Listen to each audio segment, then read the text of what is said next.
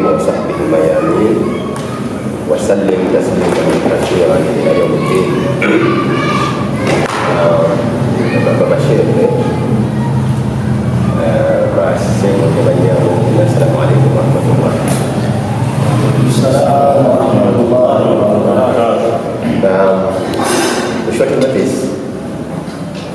نفيس لو كنت مجرد kweyongera kutegeera ku Nabi Muhammad sallallahu alaihi wasallam, okwongera okumutegeera engeri eyo, era tekikwetagisa musomo oguli friendly. Oluvannyuma tulifuna pamphlets netugawa mu bantu, naye buli friendly ng'olinga yanikola ekibuuzo ekyobuliwo ntambulidde luddaawo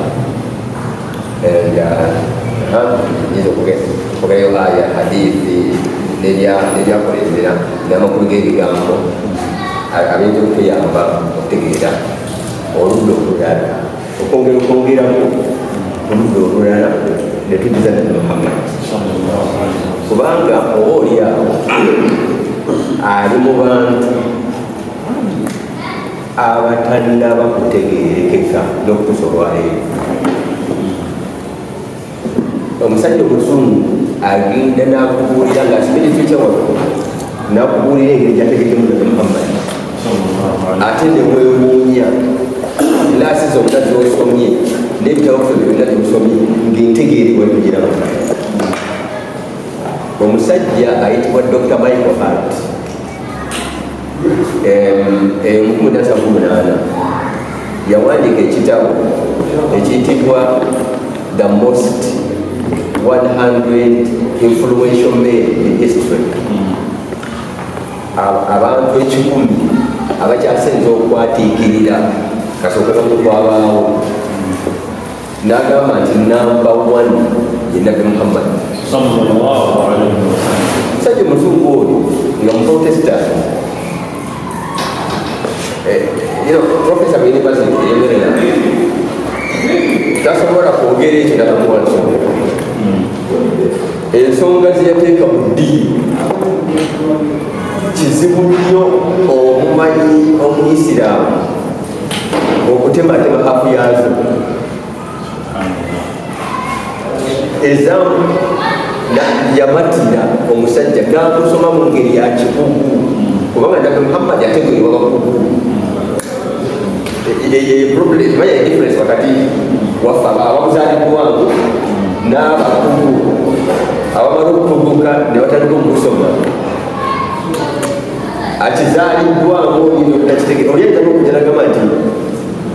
n'ekitawo omutegeera nga bulooza agamba kifaananyi kye ne bwate ne kikyali ne mentality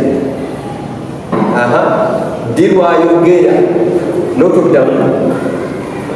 ddi lwayogera ebigambo kibyakolera nga awalinga asaaze and so on, ng'omulaba ng'akozebwa ati kyekiddirira nga bakutegeera kati Nabi Muhammad wabakugu. Era y'ensonga lwaki my understanding ekyamagero ki kyo kitegeerwa bakugu nti kyamagero pulaani. Ebyamagero byabalala byali bintu bya bulijjo ebifaanagana ne natural phenomena, bifaanagana n'obutonde bw'ensi, nankali oba ekintu ekitali kya bulijjo ne kivamu ekintu nti oba olwazi ne buvamu emamiya, ate omuggo ne gufuuka ki omusota. Ebintu ebyo ebirimu okukanga obwongo bw'omuntu, okukanga obwongo bw'omuntu. Enkola eyo ey'okuniikiriza yatambulira ku civilization etennakula, ng'omwana asobola okujja gy'oli n'asaba ssente ogenda okulya nga agamba tingenda mubafuusa, naye ate omwana omulala watanaalimusaba nga ye muyivumu abategenda mubafuusa aba agenda kugula novo, aba agenda kugula lupapula lw'amawulire oba magaziini. kakati oyo kati obuntufu bwe bulijjako okusinga obwono obuto ayagala ebimusanyusa bwe bimukangamu najja nanyumyawo bade ebbanga omukugu yanyumya nti ogundi musajja wanjawulo ntye nga ekikufudde obwenjawulo speech gyeyakoze ngeringa eya Obama ngeringa eya Mandela speeches bigambo bya Mahatma Gandhi ng'omanya omuntu oyo agamba abanene nti gundi munene okusinda ku bibogedde oyo aba mukugu fe ekyamagero kyaffe ekyamagero kya Nabi Muhammad bigambo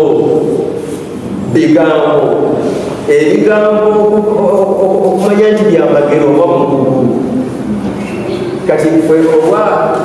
Betha mission ya Nabi Muhammad yajjaga omuntu alina kutegeera butegeezi ate era n'amanya ebinene nti kino kinene nnyo kigambo kinene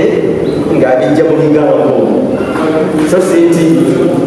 kuyita ku nnyanja musota n'ebisigadde eyo nayo yali face eya civilization eyaffe nejja eya literature ne science n'ebirala n'okutusaka kati the relevance of the Quran ereba omugaso gwayo ogulemeddewo era kugenda kutegeerawo paka yamuligiya buli omu agivuunula okusinziira watuuse kaakati ebyama mu Qur'ani eno n'okutegeera nti Mungu yali ategeeza kino bikyavumbulwa mu tekinologi yawma yati ta'wiilo olunaku lwolitegeera ekyagendererwa the reality ekyagendererwa amakulu ag'omunda mu aya eno ta'wiil kino nabbi kyeyali ategeeza kyamulembe gwaffe yali ategeeza kino ekya sayansi mu ngeri eyo ngaffe abalina kati access ku bitabo byakulembera oddayo n'olaba abasooka okubaako engeri bafunda Qur'ani kubanga okugamba nabyali ategeeza kino ekyaffe kino kitutuuseeko naye yasooka yavunula atya noddayo n'olaba bambi bwe yagezaako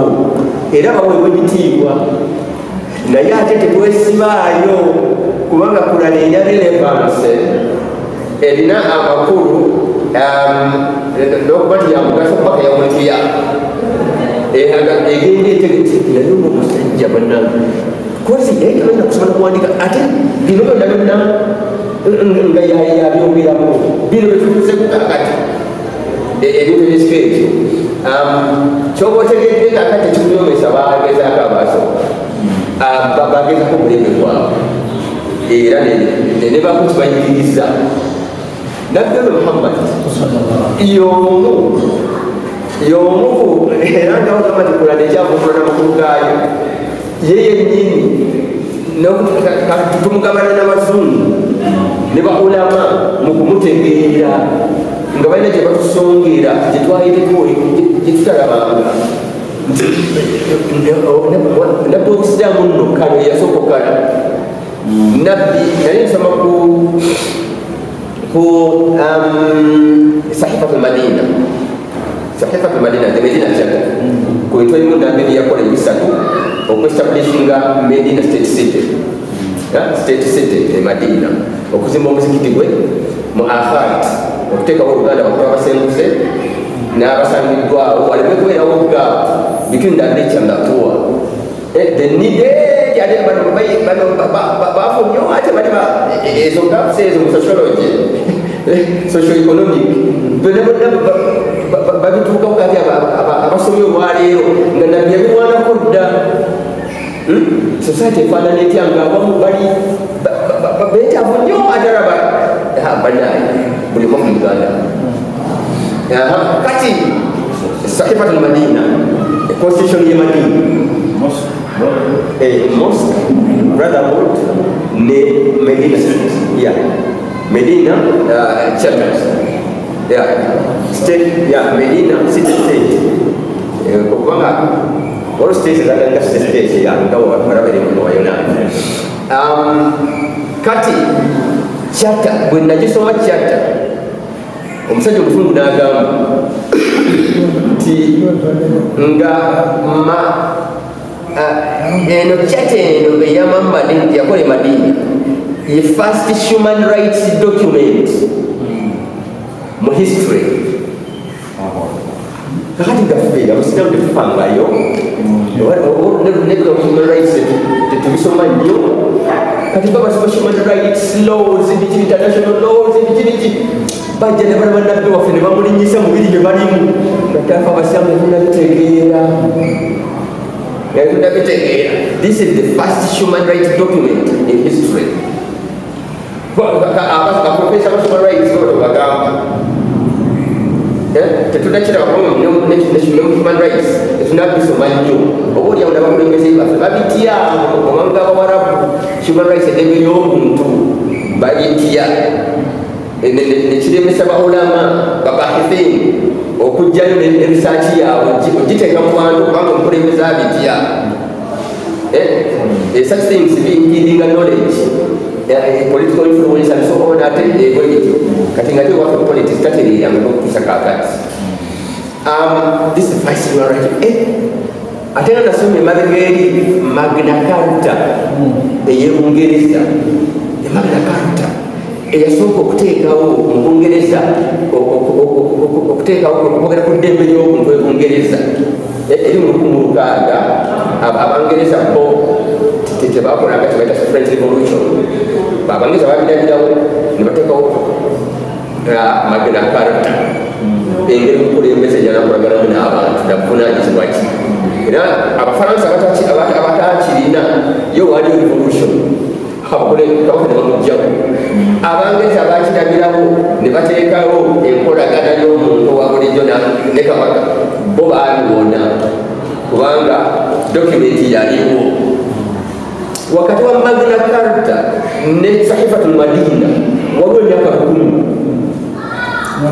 n'okusomamu, myaka 10 n'okusoma mwakulembera human rights document mu abasiraamu mbwate kati netubeera banafu nnyo era nabbi byagenda tubitegeera kati ate abazungu bajja basimisa human rights nga ffe tulina document yasooka. Lwaki munnabijja kubanga ne nabbi waffe Muhammad tetunnaba kumuvaako kusoma sayidi ze zonna tetunnaba. Nolwekyo kalike nagambye nti ono nabbi Muhammad y'omu ku bantu ku banene abatalinategeerekeka ekyomukisa omuntu ate eri abamugoberera bennyini. Omusajja muzungu omu kati nemwesa emyaka gyagakuwera nga musanga si muzungu musajja mumisiri yasajja firimu eyali eyagala okusanda Muhammad wansi ne baddirayo eddakiika 4 abamukyabitikira ne bakiteekako kubugo kugundi abasiraamu ne beedima mu nsi yonna. Bagita the innocence of Muslims. The innocence of Muslims. Nefuja yonna nebula abasiraamu ne bakola tibalina musango. The innocence of Muslims. Tibalina musango. Alina omusango eyabasomesa Muhammad. The innocence of Muslims. Temutawanya abasiraamu. They are just worshiping.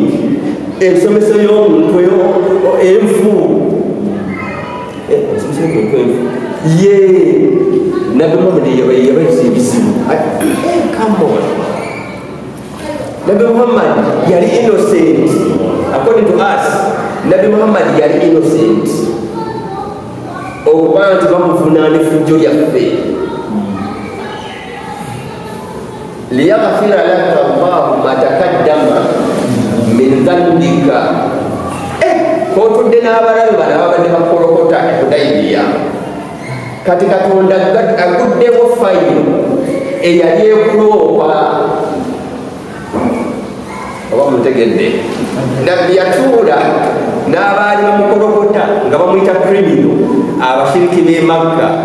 Hudaybiya waaliwo okukola endagaano ey'okutabagana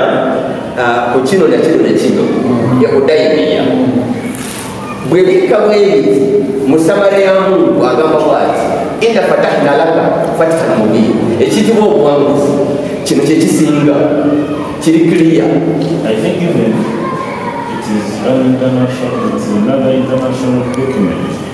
in diplomacy. Very good. Inna fatahna laka fatahan mubina guno oluwangula obadde olowooza nti badiri weruwangula okudiri weruwangula haddako weruwangula eno fatahan mubina kuno okuwangula tekuliko nfuufu tekuli nfuufu okutaliiko nfuufu yali kalaamu tekwali musaayi ogwebadiri yali kalaamu ogamba kino tetujja kikuwa nti nzikiriza temujja kimpa n'ateekako tuleeri yes nti ye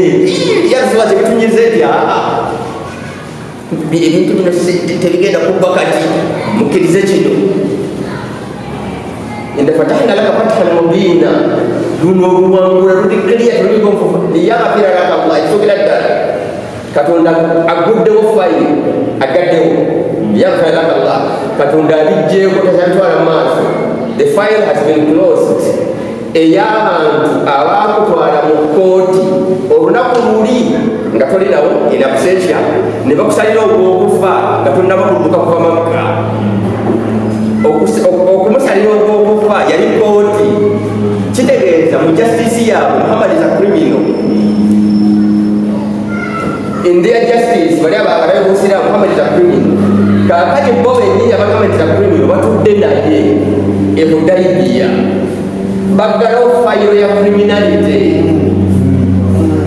liyaghfira kati katonda naye alimugaddewo kubanga walongwa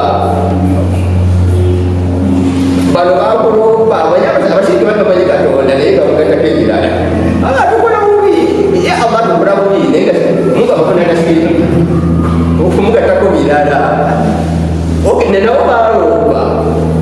ate ku justice ya katonda nobalomba obwo ogirekawo in justice naye batakutyewuwo ogirekawo bo bennyini ne bajja ne batuula ne criminal gwe balowooza ti criminal ne bakkaanya okukkaanya okwo yali recognition mu diplomacy za recognition in diplomacy kakati oli side naffe tuli side we recognize you kasita osayininga and omusayina against it yo eyo kati tukkiriza nti oli wa identity tokola ndagano lwa criminals kati ebyakulembera wamata akhara n'ebiri kuvunaanwa nga wafadde ebiri kuvunaanwa ng'abantu bakosa abantu nti bano bakinti anti badde Muhammadans eri bulaya batudana Muhammadans bano aba Muhammadi otegeera zi Muhammadans bano aba Muhammadi kakati erinnya lya Nabi Muhammad liri associated n'omukozi w'effujjo ali ono anti bano abasomesa Muhammadi erinnya lino okubanga lisemberezebwamu effujjo ekyo kyamutawaana nakyo ekyamutawaana wamata akhara ne tukusonyiye n'ebirira n'erinnya lyo oluvannyuma eyo nga wafadda nabyo Mungu abijjeewo tagenda kuvunaana esebo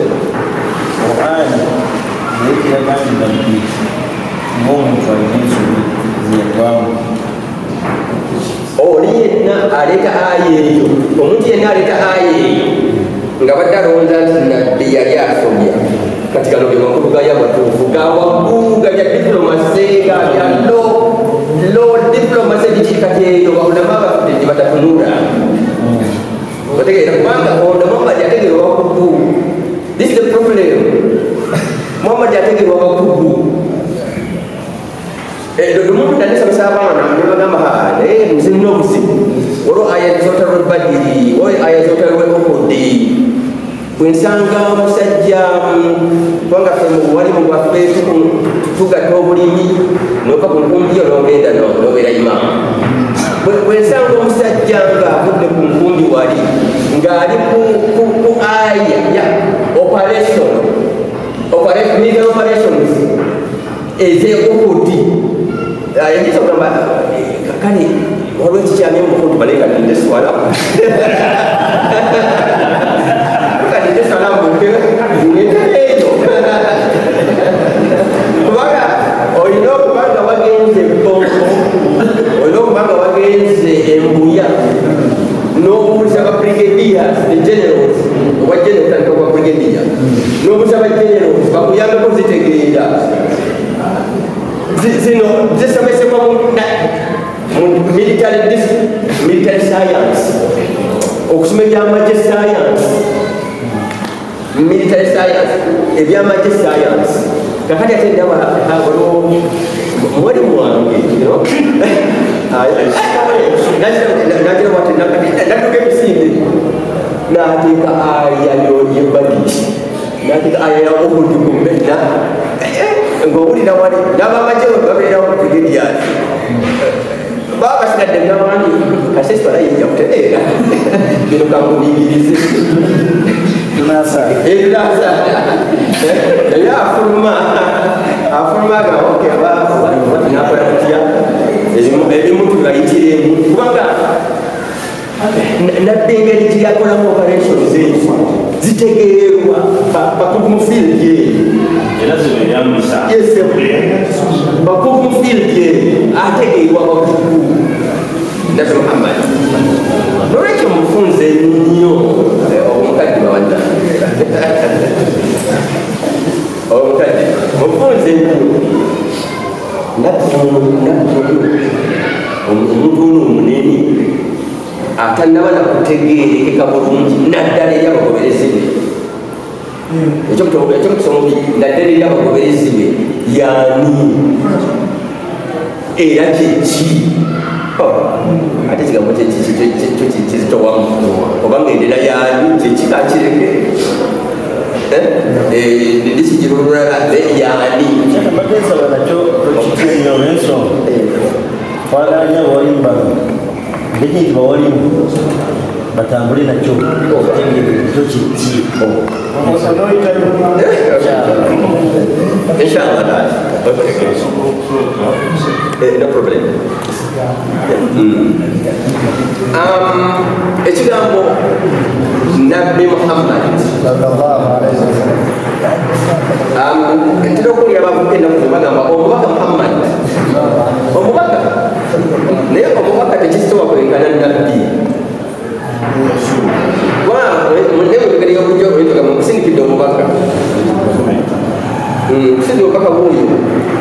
naye ekigambo nabbi omubaka is acquired omubaka kisinga okufuna oluvanyuma naye nabbi is a birthright ozaalwa nakyo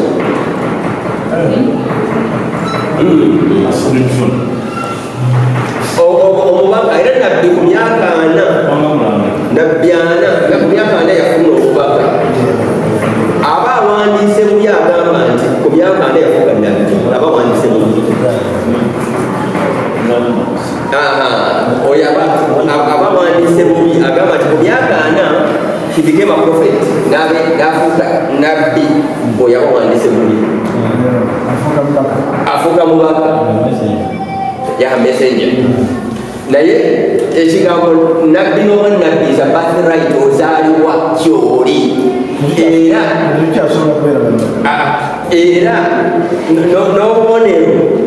n'obubonero mu mpisa ne mu ntegeera oba nabiyo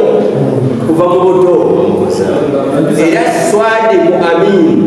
ono omwana ajjudde amazima ate omwesigwa byaliwo nga tannawozaana bakimuyita tannawozaana nga bamugoberedde kuva mu buto takolanga kiswaza kati yali akuumiddwa kuva mu buto kibayita isima okuumibwa obutakola biswaza mu byambisa mu byempisa takolanga kantu katisampisa wansi eyo yazaalibwa nabyo ku myaka 4 emissoni eyo ebyoluvanyuma byofuna obufunyi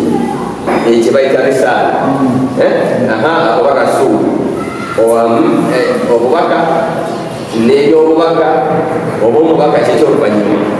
naye yazaalibwa nabbi Muhammad yazaalibwa ki nabbi akasobola okutereeza ekigambo bwa nabbi kyeki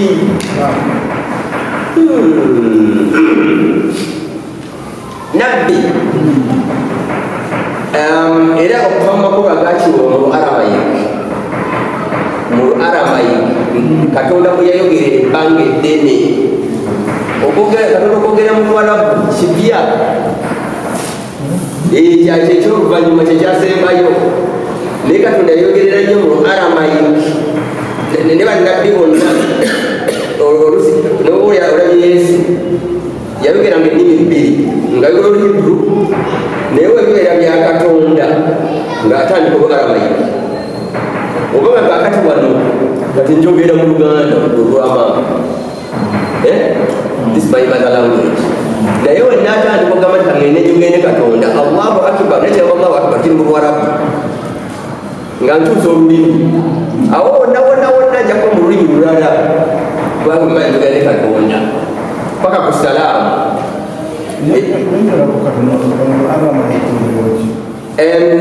Aramayik okusinga lwali awo mu Syria naye nga luva wano mu Iraq wano suka bali bakita Chaldean civilization al-Hadara Chaldean era Nabi Ibrahim yazaalibwa mu Chaldean civilization kakati najje eno eruddawo mu Syria nga waliwo Abaramiyin Al-Arabiyin Aba-Aramayik kati ennimi ez'ekigunjufu ng'ogyeko olwamaamawo ez'ekika ekyo ezirimu ebigambo ebyawaggulu ne terms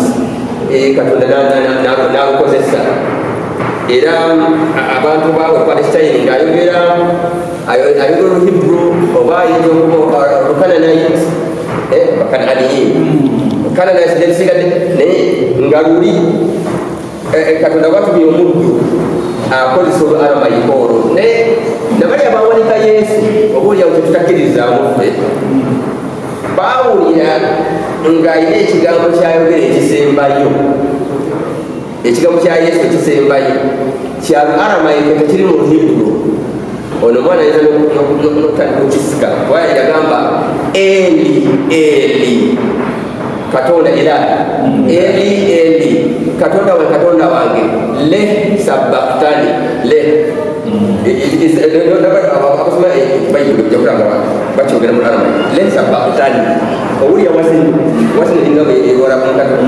lwaki onvuddemu ekigambo kya Aramayik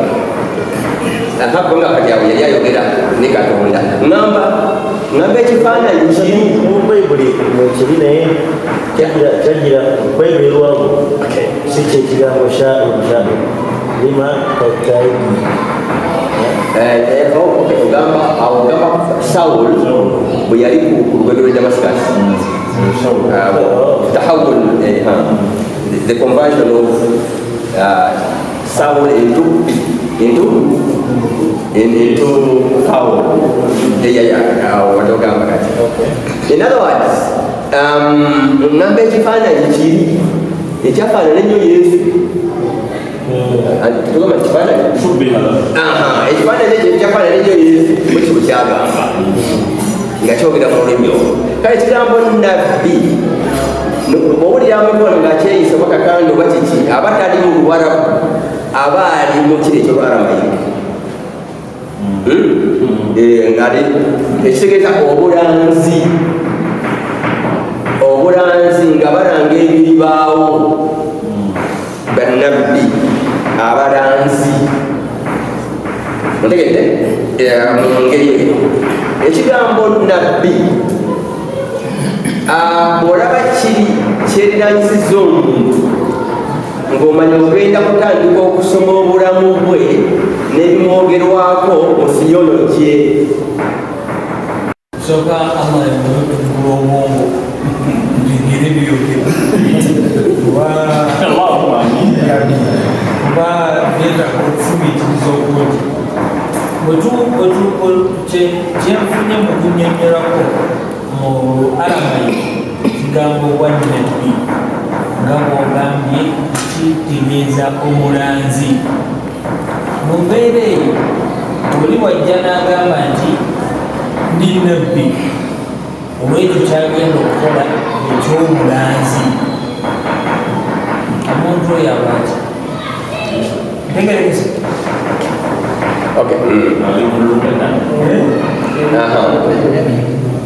kakati oba okikozesa mu bulimi wano kugambye nti olabanga ekigambo oba nabbi kirinaanye omuntu gwemukakasa nti afuna obubaka, gwemukakasa akolaki oba katonda revelation oba waliwo inspiration ne revelation, waliwo ilham ne wahayi.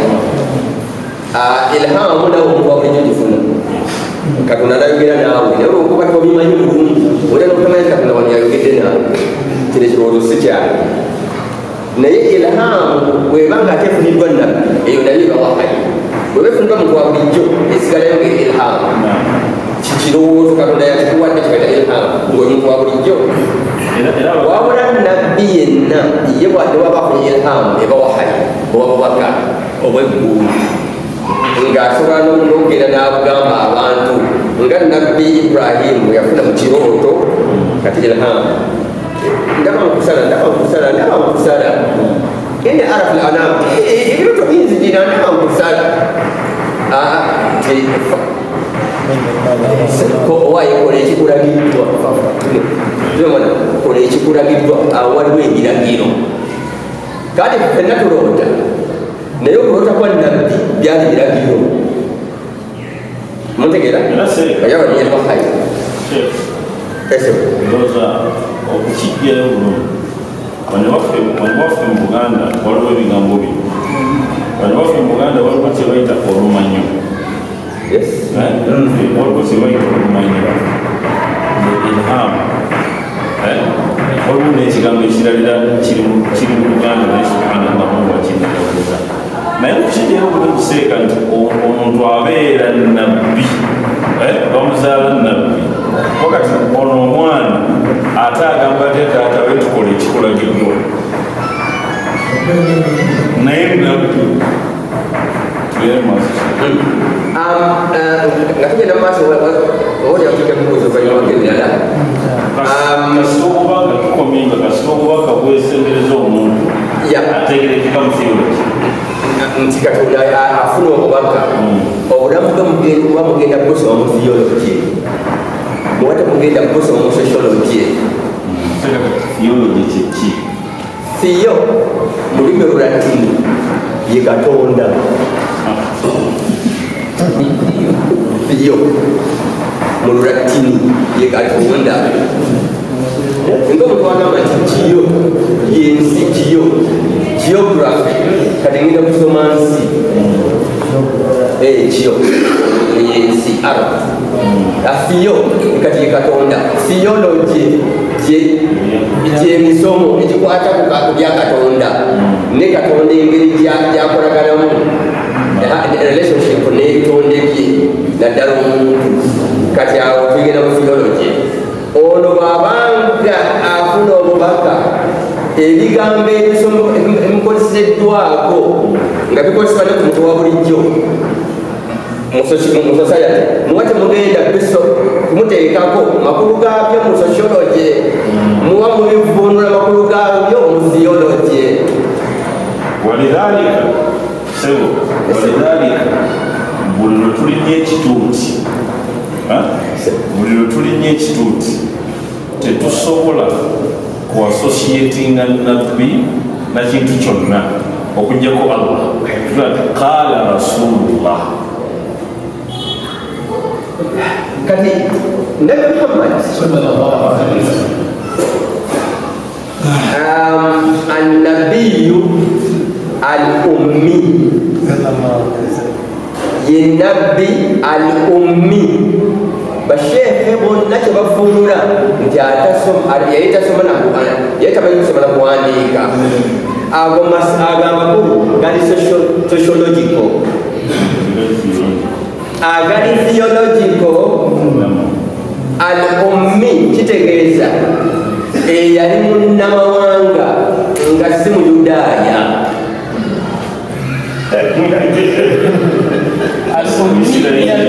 min al umam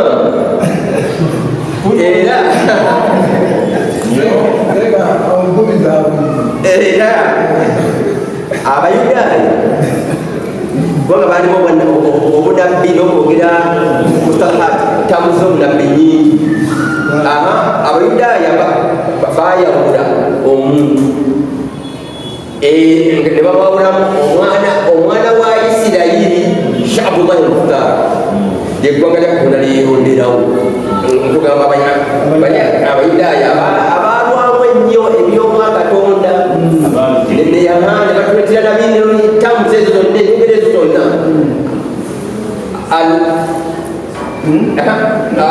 omugundi omuyudaaya yeshabullahi al-mukhtar eggwanga lyakutonda lyerondeddewo abasigadde babayita gentiles mungereza bannamawanga kakati bannamawanga kati nabbi muhammadi umami yewangu bannamawanga kyekigambo ummi era kiri theological tekiri sociological kakati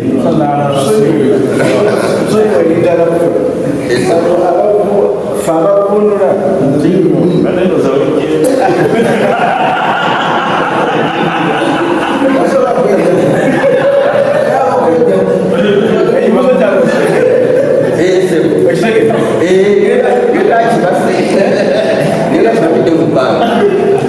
era kati fabavunula mu ngeri eryogamusociology ate buli otadde ekigambo nabbi ali ummi awaogenzi mu theology amakulu gaki aga theological ge umami bannamawanga abatali buyudaaya the gentiles era omwo mwemuva n'ekigambo ekiri mu Quran aya mpanvuko wa minhum mu bayudaaya man in ta'manuhu biqintar mulimu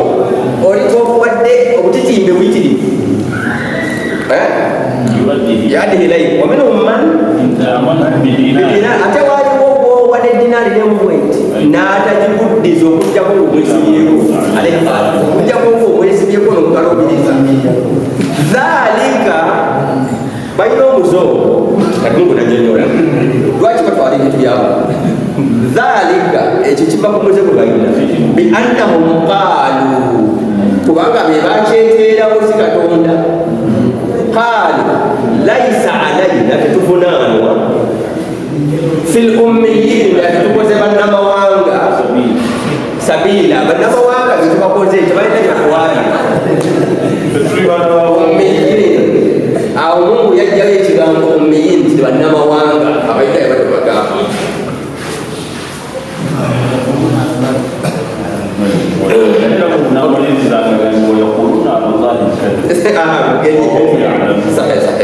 kale ekigambo ummi bwekityo nabbi muhammad bwati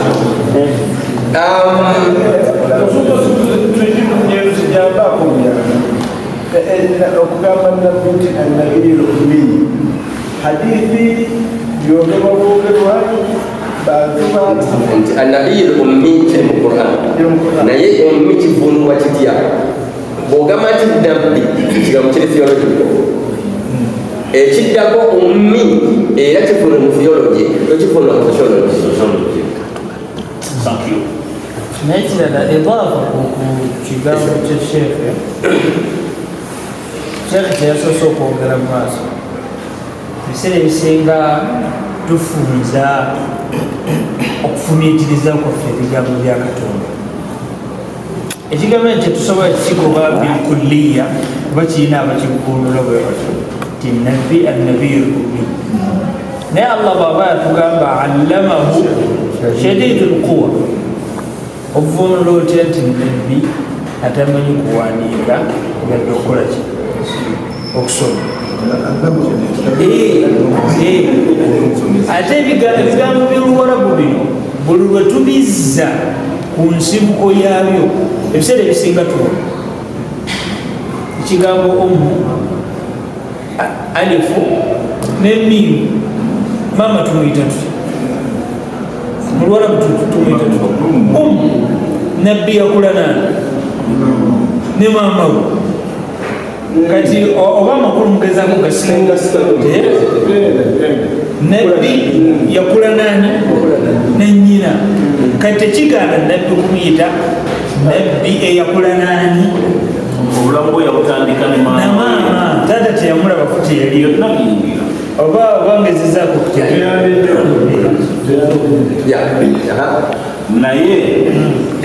naye sheekhe ku nzivunula eno gye tuliko fil aya era ekyo tusobola okireeta naye tekisobola kujjayo era makulu gano ku aya eno gasigala gatambulira ku mbeera ya theology kyetwayogedde nti nabbi aba agenda kutambulira ku mbeera ya theology so even lafudhi yonna emuddako it is associated theologically with him theologically not in any other field of a social Nabi Muhammad and what he is, his whatness, mahiyatu, theology. Naye what he does, our citizen sociology. Kahari wanu kuchari, kuchiye chari, theology. Ate Dr. Abakunule bagamba nabiyil ummi kiddizibwayo kuwa gyazaalwa min ummi lqura nti nabbi ono al ummiyi owa oyinza okugamba nti annajidi nokizza kuwa gyava gyasibuka abakivunula nga bakizza ku ekyo nti annabiyi l ummiyi nga kiddayo ku ummu lqura ndaba nga nabo obaoli awo balina waji eyinza okubasembereza okubeera theology yatakireeta wekiri naye theology nsaba kunzingiramu theology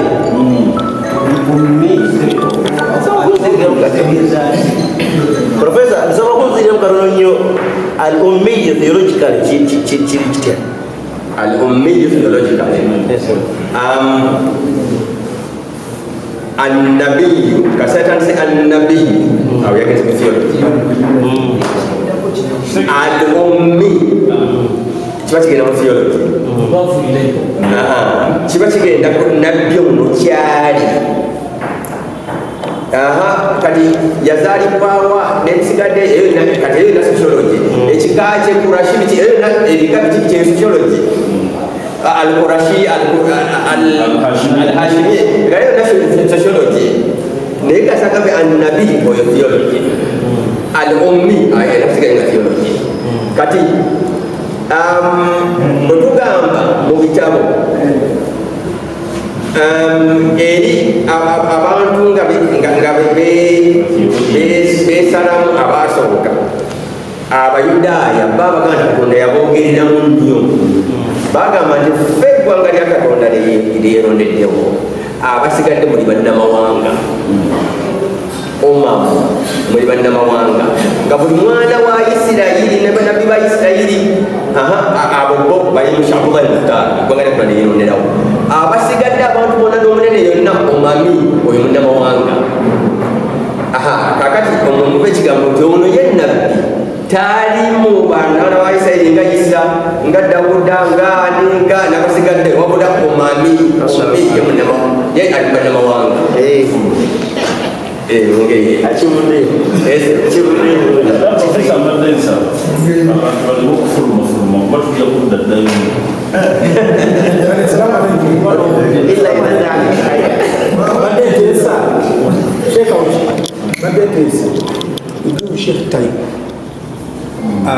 atusa omusomo gwe. At the end of the story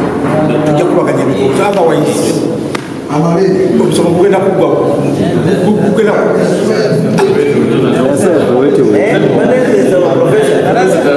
darasa enoobati abawali njakusomesa bagana kuteshekauka nti wetukoona ku nsonga tetufa ffe kusoma kumalayo naye tufa kusoma kutegeera kugusa nti tulina time newanaatamaliriza leero tusobola n'okusalawo olwokusatu olujja ngaera omusomesa waffe netutandikira wali inshallah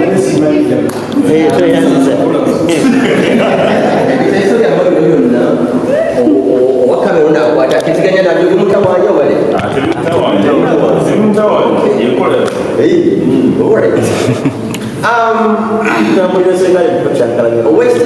owekitiibwa nabi Muhammad teyamala gajja nga si mulange, yalangibwa abaamusooka ne bamulanga. Obuzibu wekibayita adiyanu ibrahimiya aladiyanu ibrahimiya adiyanu intizar amadiini gano agagoberera Ibulayimu galimu ak'okulinda nti wali bawajja. Eddiini za Ibulayimu zino zirimu akati twalangibwa twabuulirwa nti waliwo alijja kati adiyanu intizar amadiini gakulinda n'okutuusa kakati abaana ba Kristo abagoza Kristo balinze okukomawo ba Kristo so nakusiramu bakimanyiko ajja intizar amadini gakola ki gakulinda. Christianity erinze okukomawo kwa Yesu naffe tukimanyiko, naffe tuli ddiini l'intizar, ddiini yakulinda. Very good. Abayudaaya n'okutuusa kakati bakyalinze al-Munqidh, the savior eyabalaganyisibwa fil asri al-Babili eri mu buwaŋŋanguse mu buwambe bwe Babeloni nga Nabukadnezar kumugamba Nabukadneza abatutte mu Exile. Erudde eyo nabbi Daniyali mu kubonabona okwali eyo kuba yali avunula ebirooto yali avunula nnyo omusajja oyo amanyiddwamu ne mu Bayibuli. Kati tubonabona kakati naye walibaayo omununuzi ajja. Abayudaaya ne babeera nga balinze omununuzi. Yesu Kristo bwe yajja nga ye mununuzi n'abagamba nti yenze bulijjo gwe mulinze teri kivumo kye batabuvuma. Amadini ga Ibulayimu madini ga kulinda, naye ate ekyomukusa omubi abalinze balemwa okutegeera nti bulijjo nigwe balinze ne bamuvuma obuyaaye oli mwana wa malaaya ne bamuwadde ne mu kooti nti afuula eddiini y'Ekiyudaaya. Okusinziira ku bakabona b'Abayudaaya balowooza nti omusango ne gumusingira ne baguwanika wa qawlihim inna qatalna al-masiha ibn Maryam n'okubona beewaana. Naye ate oyo gwe bawanika gwe baali balinze n'okutuusa olwaleero emyaka egisukka 1305 abaana ba Isirayiri bakyalinze omununuzi ate nga buli yajja ne bamulimbisa. N'ogwokubiri agenda kujjira bajja kumulimbisa ate aligobererwa mawanga malala. Amadini ga Ibulayimu owange Yokaana Omubatiza, gwe Yokaana nabbi owaye gwe Eriya ono kijagenda wonyo gwe Eriya nti sinziye gwe mununuzi nti asinze ye gwe nabbi oli era sinze ye. Kati Yesu ekiseera ekyo gwe yazaalibwa n'azaalibwa era okusoma mu Bayibuli Yokaana omubatiza John the Baptist yamubatiza n'okumubatiza nga wasa emyaka 3 nagenda namunyiika mu mazzi nasokola kati omununuzi najja nagamba ti nze mununuzi wabula abaali bamulinze ate ne bamugaana katukkirize nti yeyaliye kati wasigadde babiri wasigadde Eriya wasigadde n'ennabbi oli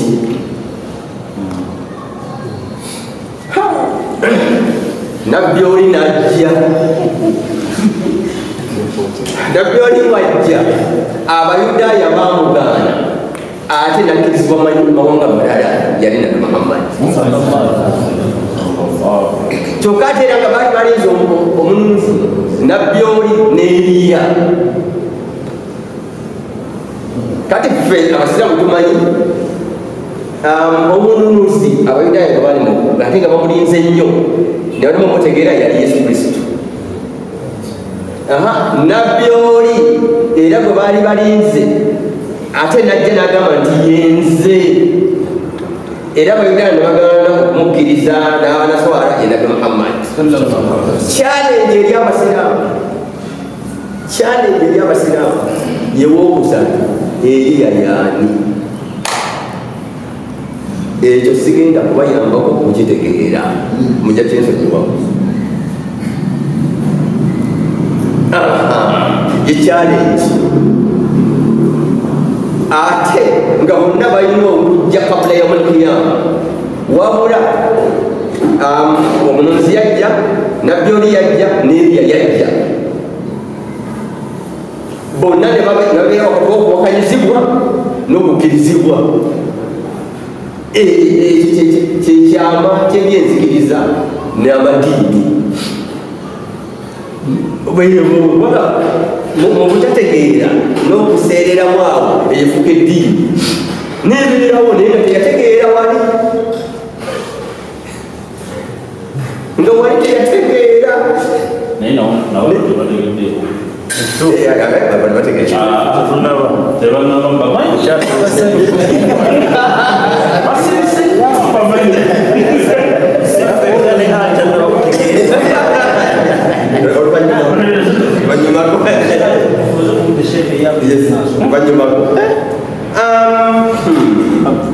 nabbi oyo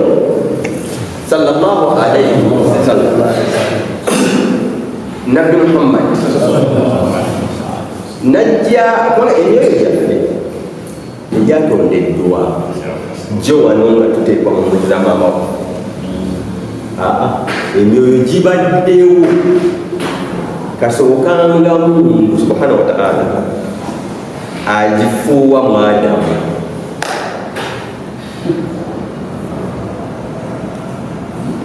mutegere kasookanga agifuuwa mu Adamu baali zonna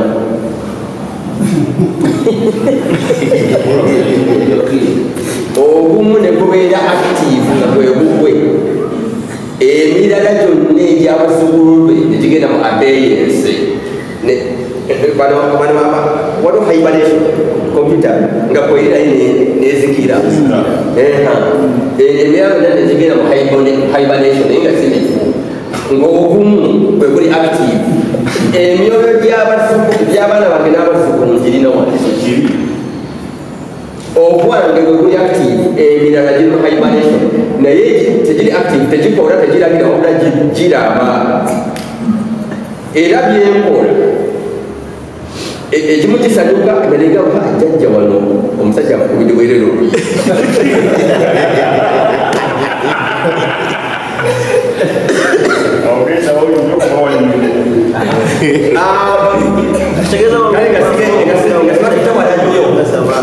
okusanyuka oba okwekanga weewava ekibi ekisikire ekirina okuggwawo n'akiika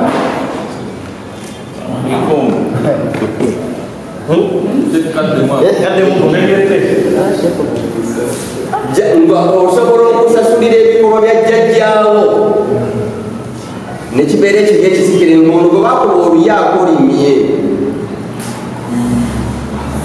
murtahan wajira n'akolima naye bwakolima te nawe nga tekikusanyusiza owa ekibonyeemu naye yasanyuka akisikira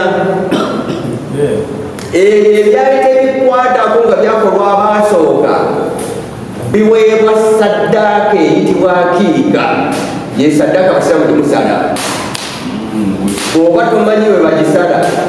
kisigalawo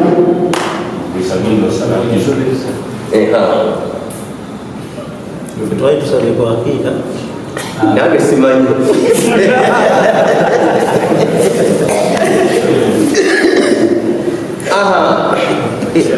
nabyo yalangwa era abadde ajja abeera ku migongo nga ye bwe yagamba tanakaltu katononyesa okonya ku kyakiika kino ndakasa fena tukitegedde katononyeshe Allah kusimu kiweze nawe kyengamba ku profesa kyetubadde tumanyi mu haqiika tukutereke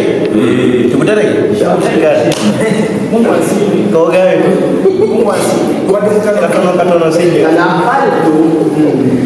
nze najja nzijulukuka min sulbin tahir ila rahmin tahir najja nzijulukuka nga nva ku mugongo mutukufu gyabalongoofu ila sulbin neva ku mugongo guwa jjajja ono ngaafa neŋŋenda ku jjajja omulala nga bonna bonna nva ku migongo mitukuvu nenabaana ntukuvu ila rahmi abi okutusa ila sulbi abi paka nenatuka ku mugongo gwa kitange nga mutukuvu nenabaana ya mmange nga mutukuvu problemu endala ejja era gyetutategeera nti abazadde bannabbi baali bonna bonna muwahidin baali bamanyi katonda bonna tayitangako wali innama almushrikuuna najasu nti ayise muntu nga simukkiriza tamanyi katonda omu najasu ekibangawo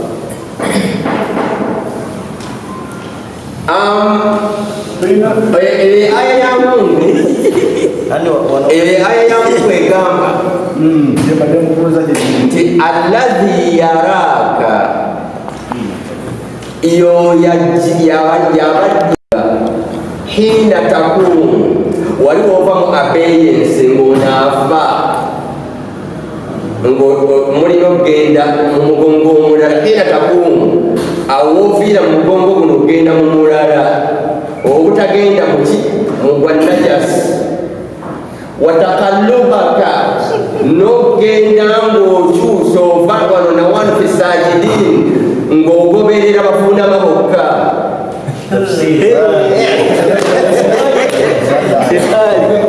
صل على رسول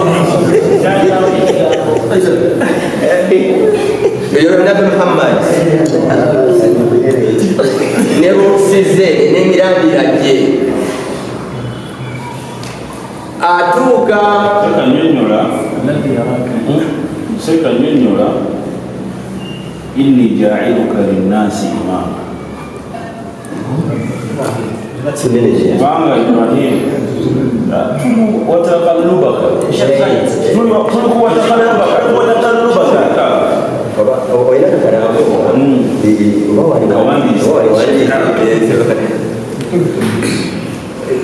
nyiza okugenda nesivaayo nga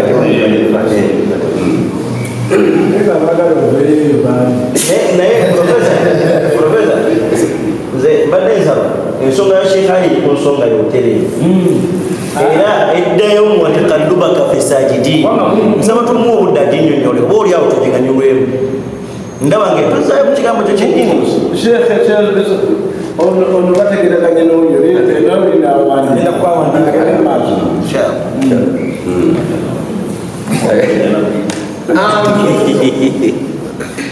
bwatyo kati olwo tuveeyi mu bulanzi obwabulangibwa n'abanene abaali balindiddwa abasatu wali yesu nasooka n'abasigala babiri tulina nti ffe nabbi muhammadi yone nabbi oli asigaddewo ye Eliya ate mu bonna kino kibagamba teri akajjanga. Kati nabbi ono ng'ajjanga mu roots ezo mu mirandiro ekyo atuuka ku Abdul Muttalib amwogerako bw'ati jajjaawe nti yub'ath jaddi agenda kuzukizibwa jajjaawe Abdul Muttalib yawma al-qiyama olunaku lw'enkomerero mutegeera wa alayhi siima al-anbiya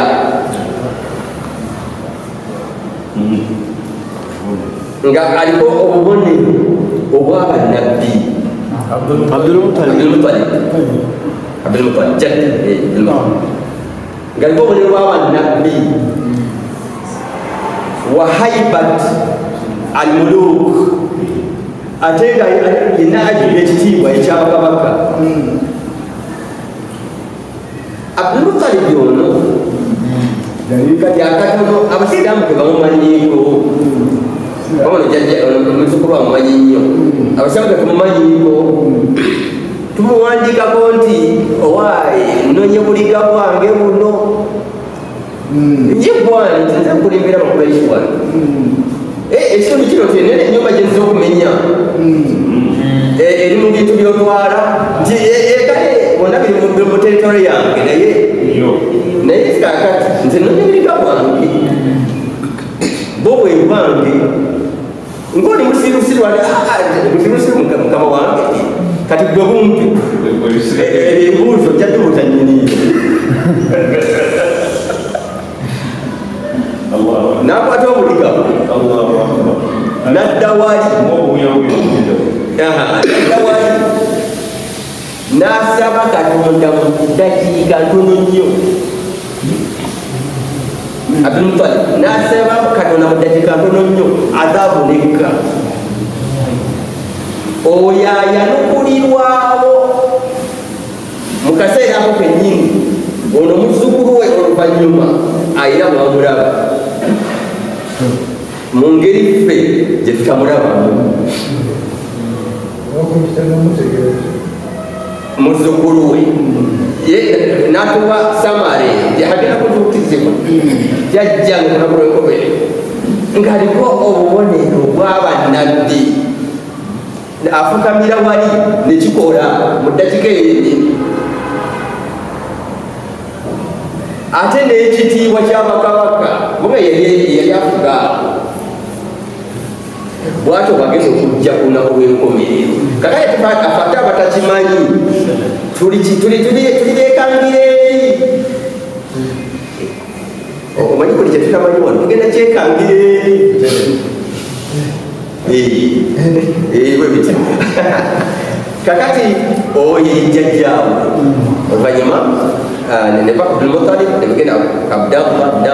myaka 18 n'afa yafa mutojjo naye ng'azadde na Muhammad n'azaalibwa owekitiibwa Nabi Muhammad. Bw'azaalibwa yazaalibwa nga nabagambye yazaalibwa nabbi. Ekigambo ky'obunabbi obwannabbi tebufunwa luvannyuma ebikolwa ebyoluvannyuma nga Katonda akulagidde nti kale atudde mu nnyumba wano ng'oli mulongoofu onsinza gwe nabbi gendako wali mu community eri wali ebisembi tatandika okubuulira abantu ekibiki awo ofuga rasuli olw'ebikolwa bye ebyo ebikulagiddwa ofuga rasuli abadde nabbi nofuga rasuli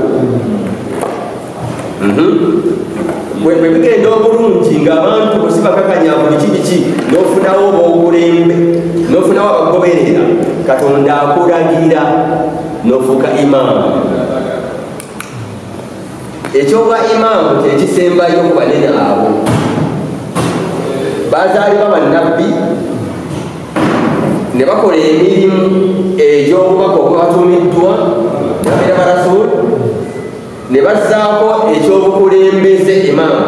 ekyobukulembeze okukulembera bali ababakuliridde inni jailuka linnasi imaman waidh ibtala Ibrahima rabbuhu Ibrahima yagenda n'agezesebwa n'ayita mu kasengejja wakayitamu qala inni jailuka linnasi imama kakati nze nkulonze okubeera omukulembeze w'abantu okulembera bagoberedde otegedde kati ekyobwaimamu ekyokubanyuma kyawukana nnyo kufe bayimamu b'emizikiti kyawukana nnyo kiri ku theology onategeera kibi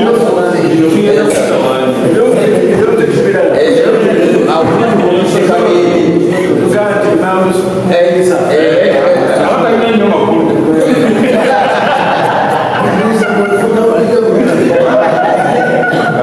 kubanga abantu bano bakulembera eyo byakatonda mu theology oba ogenda kubeera uswatun hasana oba tusobya mulimama oli wa theology oba ogenda kubeera uswatun hasana nga kyokoze kumpi efuka ddiini buli neeyisaayo yonna efuka ddiini uswatun hasana nga bwendwa ababeera nayo bane ayo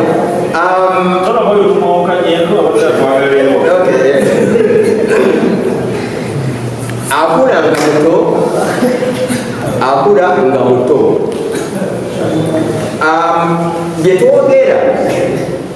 byetwogera ngera abatusomesa tebatunyumiza nti waliwo akaseera akatuuka n'agenda n'anaazibwa ekifuba nga muto byetwogera oba byetuwulira nafe netwogera bikyamu tebibangawo era obutukutu bwa nabbi Muhammad tebusobola kujja luvannyuma nti yasooka kubeera mukyafu ne wabeerawo akaseera n'atukuzibwa luvannyuma awo oba omuvvodde era oba oliawo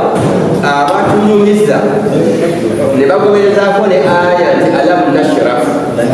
laka sadiraka nayo aya eyo baba bajogeza byetegamba kuba aya eyegamba nti alamu nashraf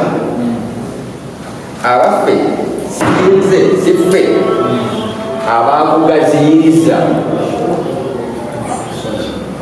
laka gwe sadraka ekifuba kyo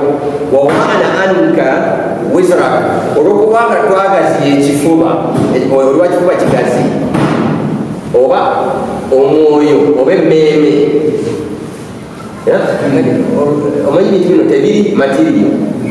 si kintu ekirabwako emmeeme si kintu kyolabako wabula eba neewulira nembeerayo emmeeme wawamana anka wiziraka olwo netukutikkula bewalisobeza omuntu alina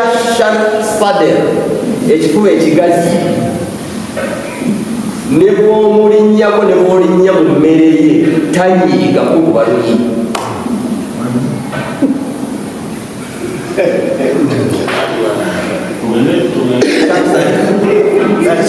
sokoleka amaleyo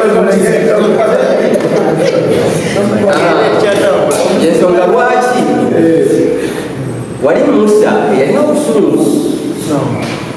mwe muba yasaba Katonda yagamba rabbi shrah li sadri. Awo yeye tamugamba nti ayi Katonda nziza wali ombange ekifuba.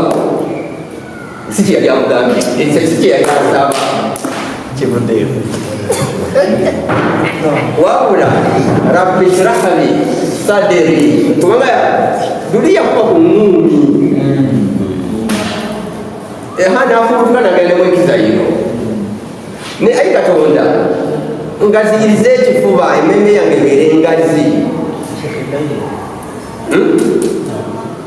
Otegedde kati kubanga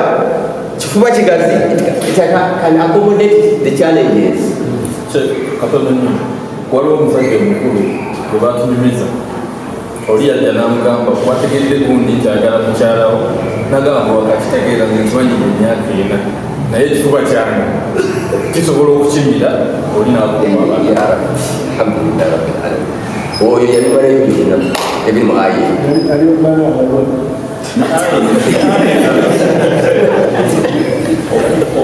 era yesinawo aya endala agamba nti man yuridi llahu bihi khayran yashrah sadrahu lilislam.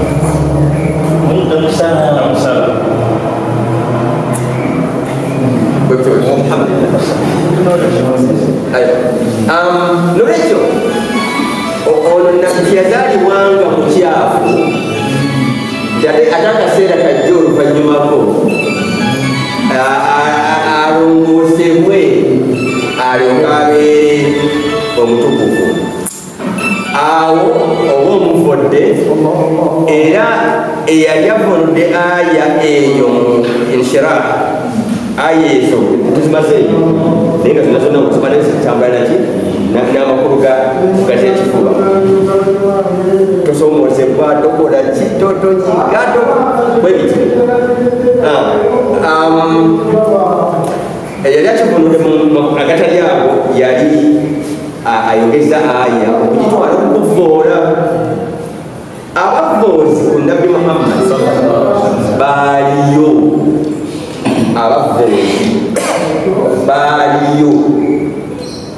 nga n'abamu ku bo bayinza okuba nga baali bamulimba namu nti bakoberezebe otegeera bakoberezebe kubanga oba oli awo teri nabbi olw'ekikula kya biitha ye kuba nabbi succeeded oluvanyuma nabbi yagira yagezaako okutuukiriza oba okuwangula oba okutuuka ku missoni y'okuba nga eyitamu okusinga kuba nabbi abalala. Yesu Kristu na byonna bye yalina yakoma ku myaka 3 ekifaanagana nga nene nabbi senga yakoma ku myaka gya dawatu sirriya emyaka 3 egy'okukoowola okwekyama emyaka 3 senga nabbi awo nawe we yakutukira kiki twali tugende mu Isiraamu kale nabbi Muhammad nasakisiidinga Kurani yonna netugifuna paka aliyawma akmaltu lakum dinakum. Kakati olwaleero eddiini yammwe kijjuza ekyaliwo ku Yesu otegeera ow'emyaka emeka n'3 bannabbi abali successful bwe batyo nga nabbi Muhammad nova kuba nabbi n'ogenda kuba risaala Katonda akutuma ate n'ofuna n'abagoberezi then n'ofuna ne dawula n'ofuna ne government. Abali successful bwe batyo batono mutegeera nabbi afunye gavumenti afuna abannanfuusi bangi okusinga nabbi atafuna gavumenti.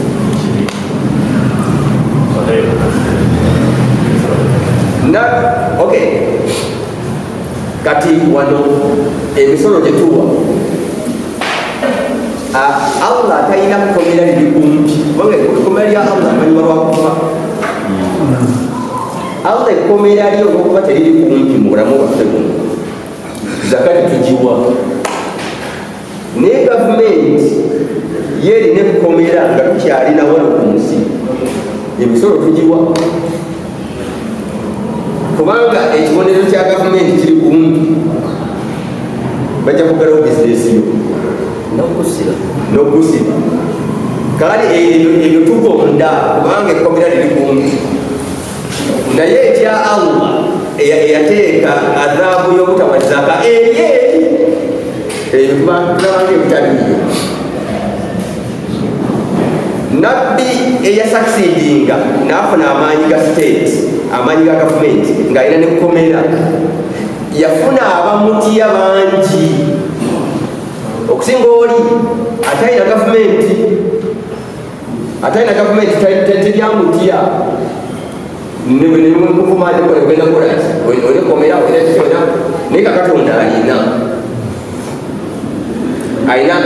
power ya state abantu batuuka okutya power eno kiki bakola nebefuula abagoberezi bo abakulaani negera nebaswaza nebayita munafikuuna abananfuusi kati teri nabbi yafuna bannanfuusi bangi kwenkana nabbi Muhammad eyalina power ya state kubanga balabanga alina n'obusobozi nga tebanafa obwabonereza oba mutegeere teri nabbi bannanfuusi bangi kwenkana nabbi Muhammad olw'ensonga ezo yalina amaanyi ag'ebyobufuzi aga gavumenti state kati ng'agenze afudde abo be bamu abaayagala okukeketa ekitiibwa kye ne bakubuulira sitole zino kubanga zimukendeza ekitiibwa sitole ng'ey'obukyafu oba mugibwamu oluvannyuma ebyo babiteekawo kendeza ku kitiibwa kye nabutukuvu bwe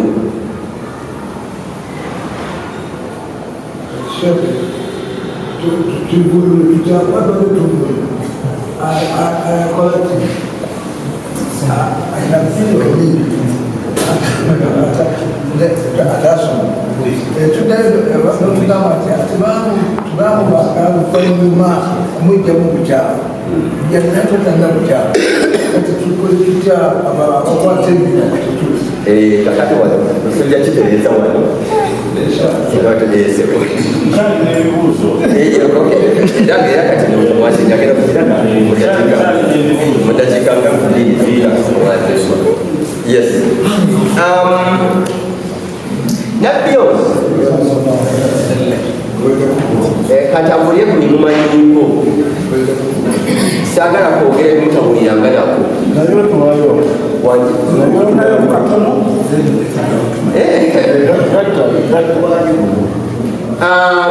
yalina obubonero obw'enjawulo nga bulaba banjawulo nga bwe yali awerekera kitaawe omuto ku lugendo olwokubiri olw'ebyobusobozi ne wabeerawo era mwenna mumanyi rahibu munnaddiini omumonk owulira monk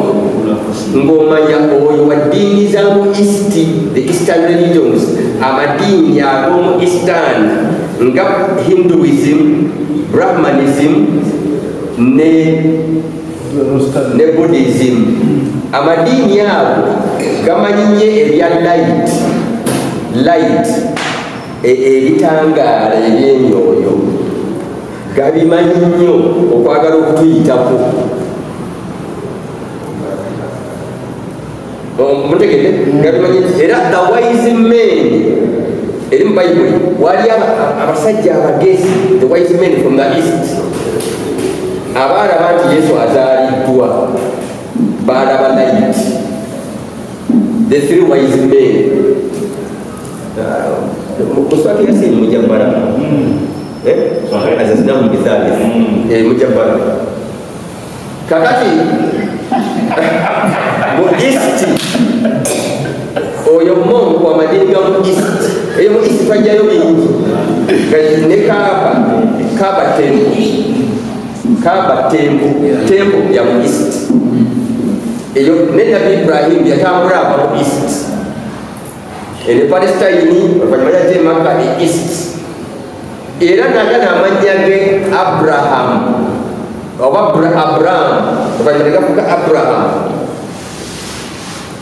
Abraham ga mu east Katonda yagatuusa butuusa kati n'erinnya lyo tokyali Abraham kati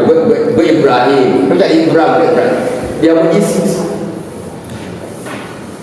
monk oyo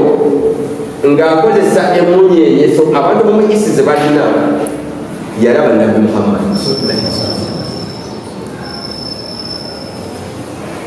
owaayo omulenzi oli yayise naani nzize naye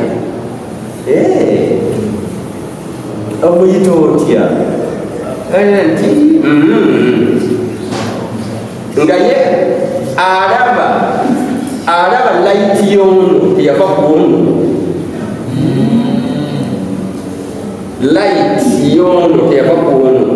abomu east ne kakati abatunuli awo n'alaba layiti yo n'amaanyi gaayo ne kakati abo abantu bawulira abakola meditation abakola meditation bwe bati ne yoga abo balina gye batuukako ebyewuunyisa mu kusigibwa okwo nga Nabi Muhammad kwe yali asirise ng'ali mu mbuga tujja kutuukayo kakati omwana ono akale mu ngeri yonna mwana wange wamuganda wange yafa nti mbadde nkiraba nze mbadde nkiraba nti naye eyo gyomulaza wali abanfaanana bajja kumulaba n'ekitiibwa kye ate balina effujjo batta ne bannabbi nkusaba muzzeeyo eri mu sefite ye muzzeeyo gyafunira eddembe ne security mubatalaba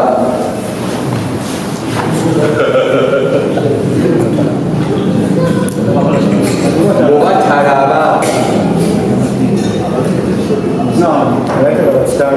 abasamba baitebanaba museeyo eri mubatasobola mutegeera abeereeyo yabaseefu eno nga nze neyo gyolaga bajja mutegeera ate balina effujjo batta n'abanene yakutunambya abatane bannabbi yamukomyawo n'amuzaayo mubatalaba kanjira nkumaawo salamu alaikum